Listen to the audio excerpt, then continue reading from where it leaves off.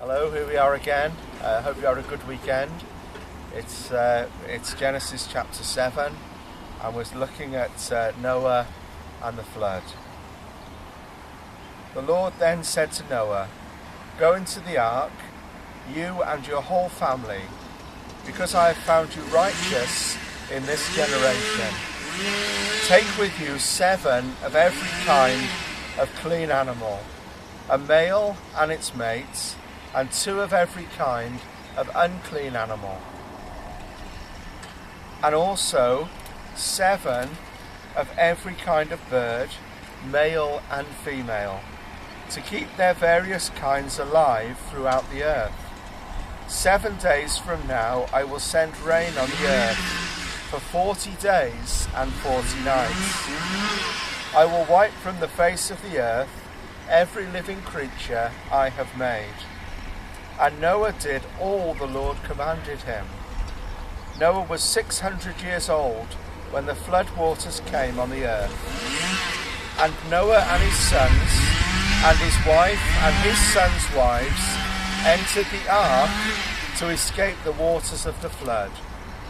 Pairs of clean and unclean animals, of birds and all creatures that move along the ground, male and female, came to Noah and entered the ark, as God had commanded Noah.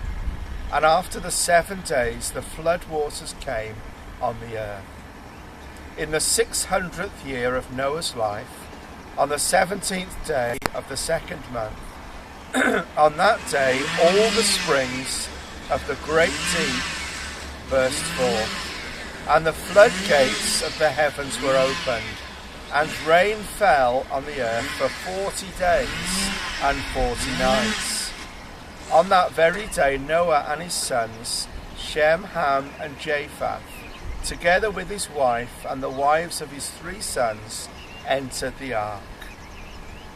They had with them every wild animal according to its kind, all livestock according to their kinds, every creature that moves along the ground according to its kind, and every bird according to its kind, everything with wings. Pairs of all creatures that have breath in them came to Noah and entered the ark. The animals going in were male and female of every living thing, as God had commanded Noah. Then the Lord shut him in. For 40 days the flood kept coming on the earth, and as the waters increased, they lifted the ark high above the earth. The waters rose and increased greatly on the earth, and the ark floated on the surface of the water. They rose greatly on the earth, and all the high mountains under the entire heavens were covered. The waters rose and covered the mountains to the depth of more than 20 feet. Every living thing that moved on the earth perished. Birds, livestock, wild animals, all the creatures that swarm over the earth, and all mankind. Everything on dry land that had breath, the breath of life in its nostrils, died. Every living thing on the face of the earth was wiped out, men and animals, and the creatures that move along the ground, and the birds of the air were wiped from the earth. Only Noah was left, and those in the ark with him. The waters flooded the earth for 150 days. Wow, what a reading that is. I know in Wales, where we live, we have quite a lot of rain, but this is an amazing reading. It's a reading where God decided, because of the wickedness of man and humanity, that man had turned his back on God. God decided that he would flood the earth, and he would keep Noah and his family, and the animals, the birds, and all the livestock.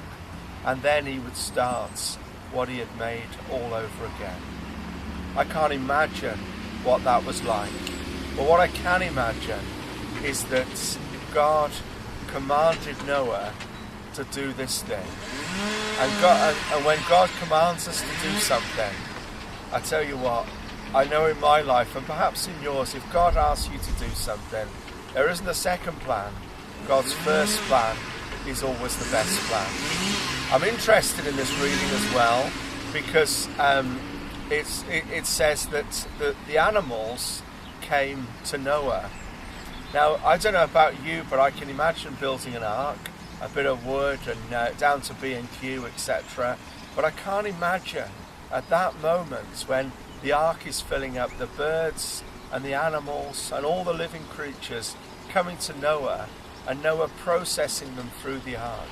It must have been an amazing time where God was at work.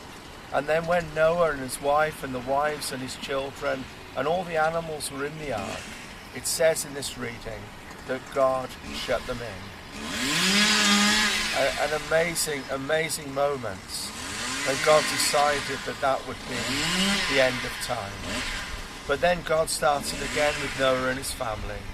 And I believe that there is going to be a day when God calls time on this world in which we live, and that Jesus is going to return, and that those that know and believe in him will go to be with him, and those that reject him will go and be separated from him in eternal hell. It's a hard reading, and some people say to me, it's a reading where we see that God doesn't really love people, God doesn't really care. Well, I have to say that God always gives us an opportunity to have a relationship with him. Even in Noah's day, God enabled opportunities for people to trust in him and follow him. I believe for you today that this is a good reading and a significant reading. And I hope that as we read it, it makes us aware of the greatness, the power and the authority of God, but also the nature of God and for judgment and justice. Thank you for listening, and I hope to speak to you tomorrow. All the best. Goodbye.